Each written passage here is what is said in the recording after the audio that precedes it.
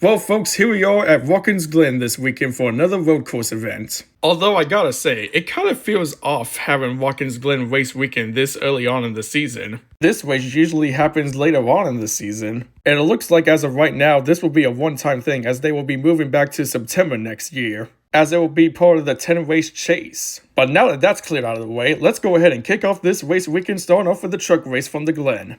I normally race in the O'Reilly Auto Parts series, but I'll be in the truck race today in the one truck for Tricon Garage, and I shall win the pole for today's race. Also, since we're racing on a road course this weekend, me and SVG are going to attempt the triple header weekend, so the rest of the field better watch their backs. It's time to go road racing here for the truckers here at the Glen. The transmission blew out on me and now I'm out of the race. Looks like Christian Eckes got some help from Corey LaJoy going into turn 1, but he keeps going and we're still green. I'll win the first stage. I got into the sand trap, but I haven't wrecked yet, so don't say anything until I get officially wrecked. I'll win the second stage. While we were under yellow, the 62 gets into the grass entering the bus stop, so this caution period has been extended.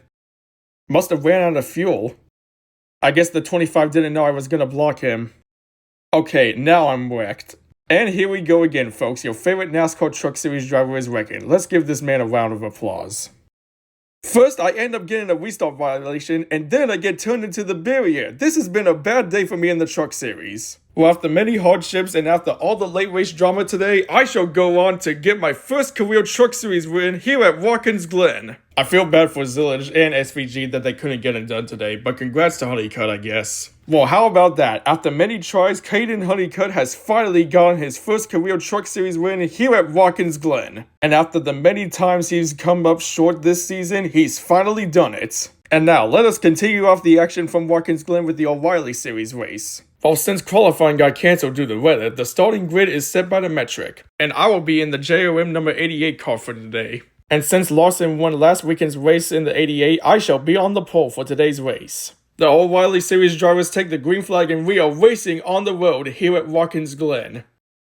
4 laps in and I already sustained damage.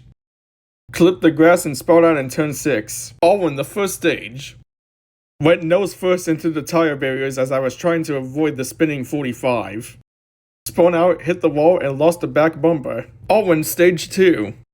Wow, that was unfortunate for me to get into the wet grass and go airborne for a second, losing the rear bumper of my car in the process. And after the last few laps of chasing down Jesse Love and making the pass on the front stretch on the final lap, I shall go on to win the O'Reilly Series race here at Watkins Glen. And while doing my burnout celebration, the tires went completely to the rim and I had to get towed to pit road to put 2 new ones on, just so I could drive it to victory lane. Might be a little late, but I don't give a f***. Cars Village won a Watkins Glen O'Reilly race. Let's go! Yes! So now he's got 3 wins in a row at Watkins Glen driving in the O'Reilly Auto Parts series. Hey, 3 cheers for Connor Zillage, and I got my prediction right for the O'Reilly race. And hey, this makes up for the heartbreak he had yesterday in the truck race. Well, what a great job by that kid Connor Zillage to get his 3rd win in a row here at Watkins Glen in the O'Reilly Auto Parts series. But now the question is, let's see if he can get it done here in the Cup Series race for the Gold Bowling event at the Glen. Well, in typical road course dominating fashion, I shall go on to win the pole for the Cup Series race here at Watkins Glen today. And today is a great day to be a Michael McDowell fan since he's on the front row with SVG, and perhaps today he could get a win at Watkins Glen. It's time for the Cup Series drivers to go bowling here at the Glen. I'll win the first stage. We have our first yellow for cars today as a small tent has blown over on the backstretch. That entry to the bus stop was such a mess. I'll win the second stage. We have another debris yellow as Joey Logano lost the tire carcass and is now out on the track. When am I gonna get my break? Gosh dang, man, this has been an awful 2026 season for me so far. 66 just went into the back of me. Had some help by the 42 in turn 1.